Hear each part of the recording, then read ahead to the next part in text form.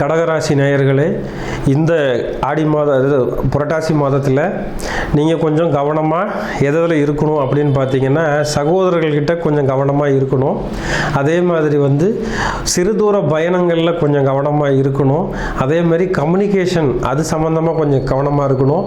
அதில் செல்ஃபோன் வாங்கிறது கொடுக்கறது, பத்திரப்பதிவு பண்ணுறது, பத்திரங்களில் எழுதி கொடுக்கறது, ஜாமீன் ஏற்றுக்கிறது, இது மாதிரி சில தன்மைகளில் நீங்கள் ரொம்ப கவனமாக இருக்கணும். அதில் தான் நமக்கு கஷ்டங்கள் வரும்.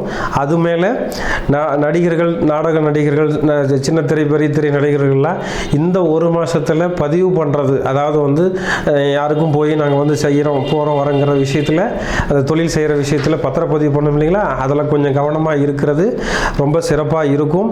அதே மாதிரி முடிஞ்ச அளவுக்கு தாய் தந்தை இவங்களை கொஞ்சம் மெயின்டைன் பண்ணிக்கிறது நல்லதுங்க. ஏன்னா அவங்களுக்கு உடல்நிலை சரியாக வர்றதுக்கு சூழலுக்கு சரியாக இருக்கும்.